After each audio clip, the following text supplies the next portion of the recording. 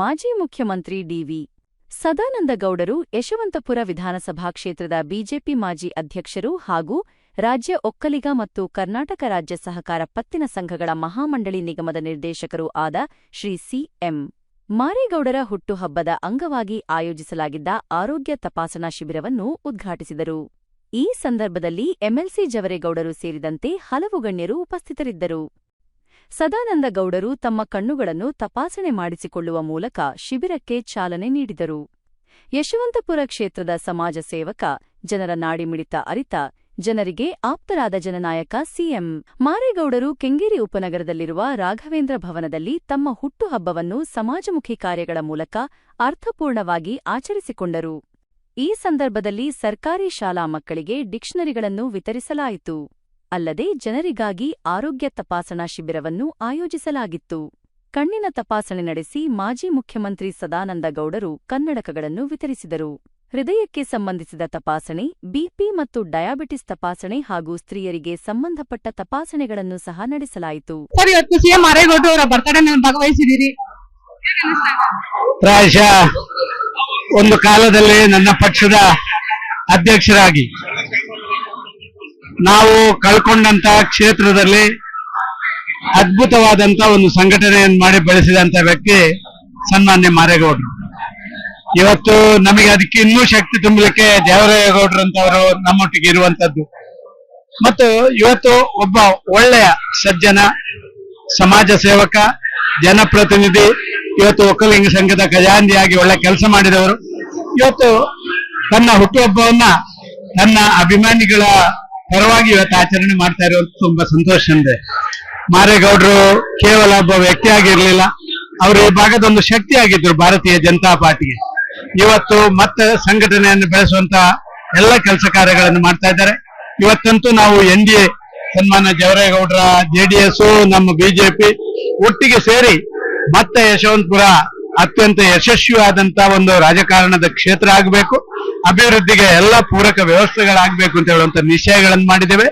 ಇವತ್ತು ಈ ಕಾರ್ಯಕ್ರಮದಲ್ಲಿ ನಮ್ಮ ಒಕ್ಕಲಿಗ ಸಂಘದ ನಿರ್ದೇಶಕರಾದಂತಹ ಕೋನಪ್ಪ ರೆಡ್ಡಿ ಅವರು, ನಮ್ಮ ಹನುಮಂತರಾಯಪ್ಪರು ಎಲ್ಲರೂ ಇವತ್ತು ಭಾಗವಹಿಸಿರುವಂತದ್ದು. ನನ್ನ ಪಕ್ಷದ ಎಲ್ಲ ಪ್ರಮುಖರು ಹೆಸರು ಹೇಳಿದ್ರೆ ಎಲ್ಲರ ಹೆಸರು ಹೇಳಬೇಕಾಗುತ್ತೆ.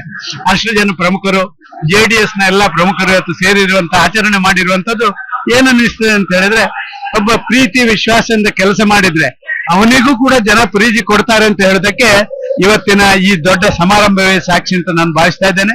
ಆ ಅಂಜನಪ್ಪರು 2 ದಿವಸದ ಹಿಂದೆ ನಮ್ಮ ಮಾಜಿ ಕಾರ್ಪೊರೇಟರ್ ಅವರು ಕೂಡ ಜನ್ಮದಿನಾಚರಣೆ, ಅದನ್ನು ಕೂಡ ಇವತ್ತು ನಾವು ಸೆಲೆಬ್ರೇಟ್ ಮಾಡ್ತೇವೆ. ನಾನು ದೇವರಲ್ಲಿ ಇಷ್ಟೇ ಪ್ರಾರ್ಥನೆ ಮಾಡ್ತೇನೆ, ಮಾರೇಗೌಡರಿಗೆ ಮತ್ತು ಅಂಜನಪ್ಪರಿಗೆ ದೇವರು ಆಯುರಾರೋಗ್ಯ, ಐಶ್ವರ್ಯ, ಸಕಲ ಸಂಪತ್ತು, ಮನಸ್ಸಿಗೆ ಶಾಂತಿ, ನೆಮ್ಮದಿ ಎಲ್ಲವನ್ನು ಕೊಟ್ಟು ಇನ್ನಷ್ಟು ದಿನ ಜನಸೇವೆ ಮಾಡ್ಲಿಕ್ಕೆ ಹೆಚ್ಚು ಶಕ್ತಿಯನ್ನು ಕೊಡ್ಲಿ ಅಂತ ಹೇಳಿ ಪ್ರಾರ್ಥನೆ ಮಾಡ್ತೀನಿ. ಹಾಗೆ ಯಶವಂತಪುರ ಕಾನ್ಸ್ಟಿಟ್ಯೂಷನ್ ಶಾಸಕರಿಲ್ಲ, ಮುಂದಿನ ಯಾವ ಶಾಸಕರನ್ನ ತಗೋಬರ್ಬೇಕು ಅಂತ ಏನಾದ್ರು ಐಡಿಯಾ ಇದೆಯಾ? ನೋಡಿ, ನಾನು ಯಾವುದೇ ವ್ಯಕ್ತಿಯ ಬಗ್ಗೆ ಯಾವುದೇ ಟೀಕೆಗಳನ್ನು ಮಾಡ್ಲಿಕ್ಕೆ ನಾನು ಇಚ್ಛೆ ಪಡುವುದಿಲ್ಲ. ಆದರೆ ವ್ಯಕ್ತಿಗಳಿಗೆ ತತ್ವ ಸಿದ್ಧಾಂತಗಳಿರಬೇಕು. ಅಧಿಕಾರಕ್ಕೋಸ್ಕರ ಏನು ಬೇಕಾದ್ರೂ ಮಾಡಬಹುದು. ಅಧಿಕಾರ ಇರುವಲ್ಲಿ ಈ ಸಣ್ಣ ಇರುವೆ ರೀತಿಯಲ್ಲಿ ಹೋಗುವಂತ ಆ ಕೆಲಸ ಕಾರ್ಯಗಳನ್ನು ಮಾಡುವಂತವ್ರನ್ನ ನಾನು ಒಪ್ಕೊಳ್ಳಲ್ಲ. ಒಬ್ಬ ವ್ಯಕ್ತಿ ತತ್ವ, ಜವರೇಗೌಡರು ಎಷ್ಟು ಬಾರಿ ಸೋತ್ರು, ಆದ್ರೂ 4 ಬಾರಿ ಸೋತ್ರು, ಆದ್ರೂ ಕೂಡ ಅವರ ಪಕ್ಷದಲ್ಲೇ ನೆಚ್ಚಿಕೊಂಡು ಆ ಪಕ್ಷದಲ್ಲೇ ಇದ್ದುಕೊಂಡು ಇವತ್ತು ನಮ್ಮ ವಿಧಾನ ಪರಿಷತ್ನ ಸದಸ್ಯರಾಗಿ ಬಂದಿರುವಂತದ್ದು ನಾವು ನೋಡ್ತಾ ಇದ್ದೇವೆ. ಆದ ಕಾರಣ ವ್ಯಕ್ತಿಗೆ ಒಂದು ತತ್ವ, ಒಂದು ಸಿದ್ಧಾಂತ, ಒಂದು ಪಕ್ಷ ಇರಬೇಕು ಮತ್ತು ಅದರ ಆಧಾರದಲ್ಲಿ ರಾಜಕಾರಣ ಮಾಡಿದ್ರೆ ಆ ರಾಜಕೀಯ ವ್ಯಕ್ತಿ ಅವನಿಗೆ ಗೌರವ ಇರುತ್ತೆ, ಅವನಿಗೆ ಜನ ಆಶೀರ್ವಾದ ಮಾಡ್ತಾರೆ. ಮುಂದಿನ ದಿನಗಳಲ್ಲಿ ನೋಡೋಣ ಏನಾಗುತ್ತೆ ಅಂತ ಹೇಳಿ. ಅಭ್ಯರ್ಥಿಯ ಘೋಷಣೆ ಮತ್ತೊಂದು, ಅದು ವಿಧಾನಸಭೆಗೆ ಮತ್ತು ಲೋಕಸಭೆ, ಅದು ರಾಷ್ಟ್ರೀಯ ನಮ್ಮ ನಾಯಕರು ಮಾಡುವಂತದ್ದು, ನಾವಲ್ಲ. ಆದ ಕಾರಣ ನಾವು ಜವರೇಗೌಡರನ್ನ ಅಭ್ಯರ್ಥಿಯಾಗಿ ಎನ್ಡಿಎ ಇಂದ ಮಾಡಿದ್ರೆ ಅವರಿಗೆ ಕೆಲಸ ಮಾಡ್ತೀವಿ, ಬೇರೆ ಯಾರನ್ನಾರು ಅಭ್ಯರ್ಥಿ ಮಾಡಿದ್ರೆ ಅವರಿಗೂ ಕೆಲಸ ಮಾಡ್ತೀವಿ. ಒಂದು ವೇಳೆ ನನಗೆ MLA ಆಗು ಅಂತ ಹೇಳಿದ್ರೆ ನಾನೇನ್ ಹೇಳ್ತೀನಿ, ಏನಾಗ್ಬೇಕು ಅದಕ್ಕೆ.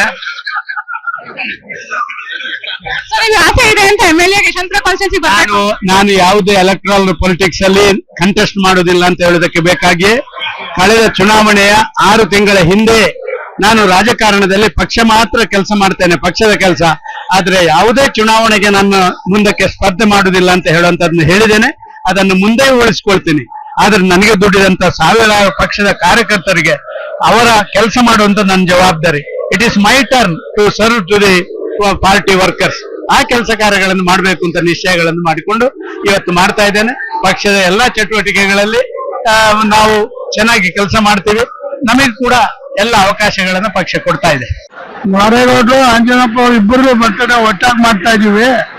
ಅವ್ರಿಬ್ಬರಿಗೂ ದೇವರು ಆಯಸ್ಸು ಕೊಟ್ಟು ಆರೋಗ್ಯ ಕೊಟ್ಟು ಕಾಪಾಡಲಿ ಅಂತೇಳಿ ಹಾರೈಸಿದ್ವಿ. ಸಿಎಂ ಮಾರೇಗೌಡರದು ಹುಟ್ಟುಹಬ್ಬದ ದಿನ. ಅವ್ರಿಗೆ ದೇವರು ಆರೋಗ್ಯ ಐಶ್ವರ್ಯ ಕೊಡ್ಲಿ, ಹಾಗೆ ಅಧಿಕಾರನ ಕೊಡ್ಲಿ ಅಂತ ದೇವರಲ್ಲಿ ಪ್ರಾರ್ಥನೆ ಮಾಡ್ಕೊಳ್ತೀವಿ. ಇವತ್ತು ಮಾರೇಗೌಡರು ಬರ್ತಡೇಲಿ ಭಾಗವಹಿಸಿದಿರಿ. ಬರೀ ಮಾರೇಗೌಡರದೇ ಅಲ್ಲ, ಮಾರೇಗೌಡರು ನಮ್ಮ ನಾಯಕರು, ಮತ್ತೆ ಅವರ ಹುಟ್ಟುಹಬ್ಬದ ಶುಭಾಶಯ ಕೊಡ್ತಾ ನಮ್ಮ ಭಾಗದ ನಮ್ಮ ಗುರುಗಳು ಅಂದ್ರೆ ನಮ್ಮ ಹಿರಿಯರು, ನಮ್ಮ ಹಿರಿಯರಾಗಿರುತ್ತ ಅಂಜನಪ್ಪನವ್ರಿಗೂ ಸಹ ಹುಟ್ಟುಹಬ್ಬದ ಶುಭಾಶಯಗಳು ಕೊಡ್ತಾ ಇಬ್ರಿಗೂ ಆಯಸ್ಸು ಆರೋಗ್ಯ ಕೊಡ್ಲಿ, ಅವ್ರಿಗೆ ಹೆಚ್ಚಿನ ರೀತಿ ಶಕ್ತಿ ಕೊಡ್ಲಿ ಅಂತ ಈ ಮೂಲಕ ಆಶಿಸ್ತೀವಿ. ಹಾಗೆ ಮುಂದಿನ ಚುನಾವಣೆಯಲ್ಲಿ ನೀವು ಸ್ಪರ್ಧಿಸ್ತೀರಾ ಅಂತ ಕಾನ್ಸ್ಟಿಟ್ಯೂಷನ್ ಎಲ್ಲ ಮಾಹಿತಿ ಓಡ್ತಾ ಇದೆ ಸರ್. ನೋಡಿ, ಈಗಾಗಲೇ ಒಂದ್ಸಲಿ ಸ್ಪರ್ಧೆ ಮಾಡಿದೀನಿ. ನಮ್ಮ ರಾಜ್ಯ ನಾಯಕರು ಎಲ್ಲಿ ಚುನಾವಣೆ ನಿಲ್ಬೇಕು ಅಂತ ಹೇಳ್ತಾ ಇರ್ತಾರೋ ಅಲ್ಲಿ ನಿಲ್ತೀವಿ.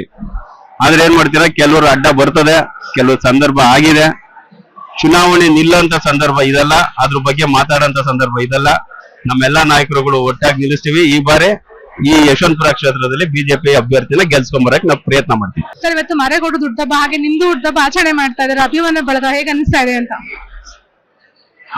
ಪ್ರತಿ ವರ್ಷ ಕಳೆದ 20ನೇ ತಾರೀಕು ನಂದು ಹುಟ್ಟುಹಬ್ಬ ಇತ್ತು. ಇವತ್ತು ಮಾರೇಗೌಡರದ್ದು ಹುಟ್ಟುಹಬ್ಬ ಇದೆ. ನಮ್ಮ ಏನು ಮಾರೇಗೌಡರ ಕಾಲದಲ್ಲಿ ನಾವು ಏನು ಜವಾಬ್ದಾರಿಗಳು ಕೊಟ್ಟಿದ್ವಿ, ಮಂಡಲ ನಗರ ವಾರ್ಡ್ ಅಧ್ಯಕ್ಷರುಗಳಿಗೆ, ಜಿಲ್ಲಾ ಪಂಚಾಯತ್ ತಾಲೂಕ್ ಪಂಚಾಯತಿ ಲೆವೆಲ್ ಅಲ್ಲಿ ಏನು ಪ್ರಮುಖರನ್ನ ಮಾಡಿ ವಾರ್ಡ್ ಅಧ್ಯಕ್ಷಗಳನ್ನ ಮಾಡಿದ್ದು, ಅವರೆಲ್ಲ ಅವತ್ತಿಂದ ಇವತ್ತಿನವರೆಗೂ ಅದೇ ಅಭಿಮಾನ ಪ್ರೀತಿ ವಿಶ್ವಾಸ ಇಟ್ಕೊಂಡು, ನಮ್ದೇನ್ ಪಾತ್ರ ಇಲ್ಲ ಇದರಲ್ಲಿ. ನಾವು ಉತ್ಸವ ಮೂರ್ತಿಗಳು, ಅವರು ನಮ್ಮನ್ನ ಕರೆದು ಉತ್ಸವ ಮಾಡ್ತಾ ಇದ್ದಾರೆ. ಆ ಸ್ನೇಹಿತರಿಗೆಲ್ರಿಗೂ ನಾನು ತುಂಬ ಹೃದಯ ಧನ್ಯವಾದಗಳು ಹೇಳ್ತಾ ಇದ್ದೀನಿ. ಅದೇ ಸಮಯದಲ್ಲಿ ಇವತ್ತು ಇಡೀ ನಗರ ಇರ್ಬೋದು, ಗ್ರಾಮಾಂತರ ಇರ್ಬೋದು, ಎಲ್ಲ ಭಾಗದ ಬಿಜೆಪಿಯ ಕಾರ್ಯಕರ್ತರೆಲ್ಲ ಸೇರಿ ಒಂದು ಹಬ್ಬ ತರ ಮಾಡ್ತಾ ಇದ್ದಾರೆ. ಇದೇ ಸಮಯದಲ್ಲಿ ಮೆಡಿಕಲ್ ಕ್ಯಾಂಪು, ನೇತ್ರ ಪರೀಕ್ಷಾ ಶಿಬಿರ ಇದನ್ನೆಲ್ಲ ಮಾಡಿ ಸಾರ್ವಜನಿಕರಿಗೆ ಉಪಯೋಗ ಆಗುವಂತ ಕೆಲಸ ಮಾಡಿದ್ದಾರೆ. ಮತ್ತೆ ಶಾಲಾ ಮಕ್ಕಳಿಗೆ ನಿಘಂಟನ್ನ ಕೊಟ್ಟಿದ್ದಾರೆ. ಇದು ಅವತ್ತಿನ ಸುಮಾರು 10 ವರ್ಷಗಳಿಂದ ನಡ್ಕೊಂಡ್ ಬರ್ತಾ ಇದೆ, ಮುಂದೆನೂ ನಡೆಯುತ್ತೆ. ಬಹಳ ಸಂತೋಷ. ಅವರು ಹುಟ್ಟುಹಬ್ಬ ಇಬ್ರು ಸೇರಿ ಒಟ್ಟಿಗೆ ಮಾಡ್ಕೊತಾವ್ರೆ. ಅವ್ರಿಗೆ ಹುಟ್ಟುಹಬ್ಬದ ಶುಭಾಶಯಗಳು. ಮತ್ತೆ ರಾಂಜನಪ್ಪ ಮತ್ತೆ ಮಾರೇಗೌಡರಿಗೆ ದೇವರು ಆಯುಷು ಆರೋಗ್ಯ ಭಾಗ್ಯ ಕೊಟ್ಟು ಒಳ್ಳೇದ್ ಮಾಡ್ಲಿ ಅಂತ ನಾನು ಕೇಳ್ಕೊತೀನಿ. ಸರ್, ನೀವು ಕೂಡ ಮಾರೇಗೌಡರು ಬರ್ತಡೇನಲ್ಲಿ ಭಾಗವಹಿಸಿದ್ದೀರಿ. ಹಾಗೆ ಅಂಜನಪ್ಪ ಸರ್ದು ಬರ್ತಡೇ ಇದೆ. ಇಬ್ರದ್ದು ಕೂಡ ಒಟ್ಟಿಗೆ ವಿಶ್ ಮಾಡ್ಲಿಕ್ಕೆ ಬಂದಿದ್ದೀರಿ. ಹಾಗೆ ಅವರು ಹೆಲ್ತ್ ಕ್ಯಾಂಪ್ ಮಾಡ್ತಾ ಇದ್ದಾರೆ, ಸಮಾಜಮುಖಿ ಕೆಲಸ ಮಾಡ್ತಾ ಇದ್ದಾರೆ. ಅವ್ರಿಗೆ ಏನ್ ಹೇಳಲಿಕ್ಕೆ ಇಷ್ಟಪಡ್ತೀರಿ? ಯಶವಂತಪುರ ವಿಧಾನಸಭಾ ಕ್ಷೇತ್ರದ ಇಬ್ಬರು ಬಹುದೊಡ್ಡ ನಾಯಕರ ಆಗಿರ್ತಕ್ಕಂಥ ಮಾರೇಗೌಡರು ಮತ್ತೆ ಆಂಜಿನಪ್ಪ ಅವರ ಜೊತೆನೋ ಹುಟ್ಟುಹಬ್ಬ ಇದೆ. ನಾವು ಹಾಗೂ ಉಳ್ಳಾಳವಾಡ್ನ JDS ಮುಖಂಡರು ಆಗಿರ್ತಕ್ಕಂಥ ದೇವರಾಜಣ್ಣವ್ರು ಬಂದು ಈಗಾಗಲೇ ನಾವು ಶುಭ ಕೋರಿದ್ದೇವೆ. ಹಿಂದೆ ಕುಮಾರಣ್ಣವ್ರು ಮುಖ್ಯಮಂತ್ರಿ ಆಗಿದ್ದಂತ ಸಂದರ್ಭದಲ್ಲಿ ಕೆಂಗೇರಿ ಪುರಸಭೆ ಇದ್ದಿದ್ನ ಬೃಹತ್ ಬೆಂಗಳೂರು ಮಹಾನಗರ ಪಾಲಿಕೆ ಸೇರ್ಪಡೆ ಆದಂತ ಸಂದರ್ಭದಲ್ಲಿ ಸನ್ಮಾನ್ಯ ಆಂಜಿನಪ್ಪನವರು ಈ ಒಂದು ಕೆಂಗೇರಿ ವಾರ್ಡ್ಗೆ ಏನು ಹೊಸದಾಗಿ ನಾಮಕರಣ ಆಯಿತು, ಈ ಒಂದು ವಾರ್ಡ್ಗೆ ಹೊಸದಾಗಿ ಮೊದಲನೇ ಪಾಲಿಕೆ ಸದಸ್ಯರಾಗಿ ಅತ್ಯಂತ ಒಳ್ಳೆ ಕೆಲಸ ಮಾಡಿದ್ದಾರೆ. ಸರಳ ವ್ಯಕ್ತಿತ್ವ ಇರತಕ್ಕಂಥ ವ್ಯಕ್ತಿ.